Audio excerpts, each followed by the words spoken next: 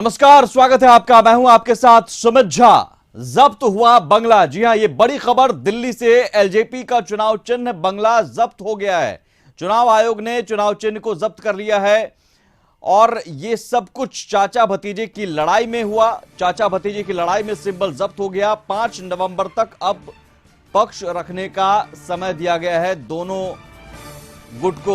केशव झा हमारे साथ जुड़े हुए, हमारे संवाददाता। केशव, चुनाव आयोग की तरफ से क्या कहा गया है?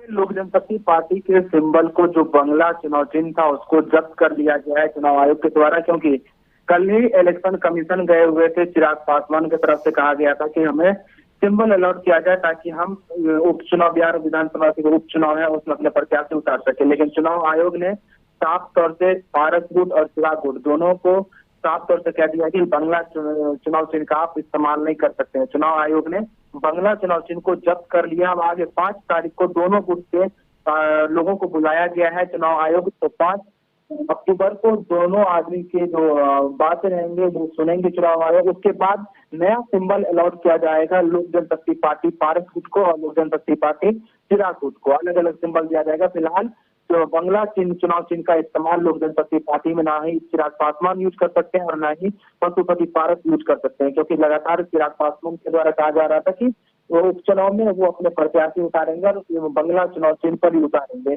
तो चुनाव आयोग ने साफ तौर से मना कर दिया है चिराग पासवान को कि आप चुनाव चिन्ह बंगला का इस्तेमाल नहीं कर सकते हैं इस चुनाव में। है कि बंगला चुनाव चिन्ह दोनों गुट में से किसी गुट के पास नहीं रहा। एलजेपी का चुनाव चिन्ह फिलहाल अब चुनाव आयोग तय करेगा क्या होगा आने वाले दिनों में। केशव, आया गया है उस बैठक में फैसला लिया जाएगा कि पारस गुट को कौन सा सिंबल दिया जाएगा और चिराग गुट को कौन सा सिंबल दिया जाएगा। तो क्या अब आने वाले दिनों में दोनों पक्ष की ओर से किस तरह के दावे हो सकते हैं? और एलजेपी, असली एलजेपी, नकली एलजेपी की लड़ाई भी है, तो असली एलजेपी और नकली एलजेपी को लेकर क्या दोनों पक्ष की ओर से दावेदारी होगी? देखिए, आप जानते हैं पिछले कुछ दिनों से जिस तरह से लोक जनशक्ति पार्टी में 2 खाने में बट गई। एक गुट है चिराग पासवान का और एक गुट है पशुपति पारस का। पशुपति पारस की तरफ से संसदीय दल का नेता भी चुना गया, केंद्रीय मंत्री भी है पशुपति पारस एनडीए की सरकार में। वही चिराग पासवान के द्वारा लगातार कहा जा रहा है कि मैं हूँ असली लोजपा के राष्ट्रीय अध्यक्ष। तो ऐसे में लोक जनशक्ति पार्टी के दोनों खेमे को चुनाव आयोग ने साफ तौर से कहा कर दिया है, बंगला चुनाव चिन्ह का इस्तेमाल नहीं कर सकते हैं। 5 अक्टूबर को जब दोनों दलों का दलील सुनेंगे चुनाव आयोग, दलील सुनने के बाद कौन सा सिंबल किसको अलाउड होता है वो तभी पता चल पाएगा। लेकिन दोनों दल अपनी अपनी दलील जरूर रखेंगे चुनाव आयोग के सामने। और चिराग पासवान की तरफ से यही कहा जाएगा कि आप मुझे बंगला चुनाव चिन्ह अलॉट किया जाए, क्योंकि चुनाव लोक जनशक्ति पार्टी का असली मालिक मैं हूँ। तो वही भारत की तरफ से भी ऐसा ही दलील दिया जाएगा। चलिए, बहुत शुक्रिया केशव इस जानकारी के लिए। तो 5 नवंबर की तारीख, अब 5 नवंबर को दोनों पक्ष को अपने अपनी दलील रखने की मोहलत दी गई है। अपना पक्ष रखने का समय मिला है 5 नवंबर तक। और दोनों ओर से क्या बताया जाता है, क्या दलील दी जाती है, ये सब कुछ तय होगा कि आने वाले दिनों में एलजेपी किसका होगा। लेकिन सिंबल फिलहाल जब्त हो गया है।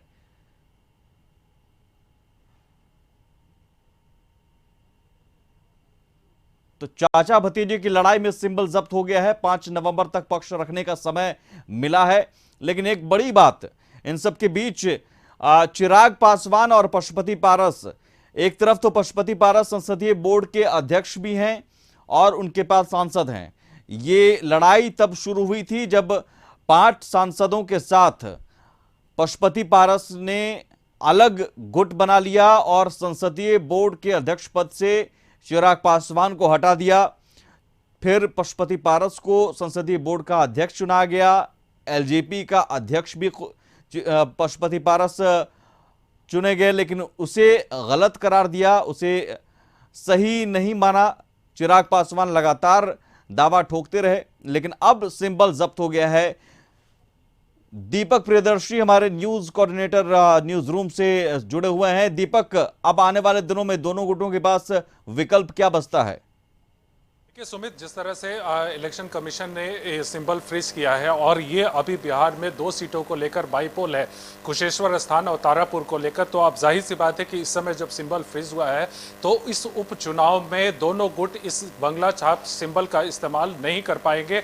अब दोनों गुटों को यह समय दिया गया, इलेक्शन कमीशन ने 5 नवंबर तक का समय दिया है कि पार्टी पर वर्चस्व को लेकर या पार्टी पर अधिकार को लेकर जो दावा किया जा रहा है पारस गुट की तरफ से और चिराग गुट की तरफ से, तो वो अपना अपना दावा जो है वो 5 नवंबर तक जो है वो इलेक्शन कमीशन के सामने दें।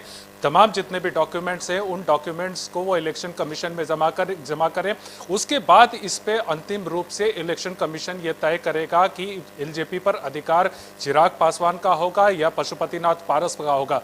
तो जाहिर सी बात है कि दोनों गुटों के लिए इस समय ये इलेक्शन जो सिंबल फ्रीज हुआ है ये एक बहुत बड़ा झटका है, क्योंकि इस बाईपोल में दोनों गुट अपने अपने तरीके से और अपने अपने उन कैंडिडेट को खड़ा करने की तैयारी कर रहे थे। अब इलेक्शन इस सिंबल जब्त होने के बाद अगर कोई कैंडिडेट खड़ा होता है तो इलेक्शन कमीशन उसे अलग सिंबल देगा और अलग सिंबल पे दोनों गुटों के जो भी उम्मीदवार हैं अगर वो चुनाव में खड़े होते हैं तो वो उस पर चुनाव लड़ेंगे।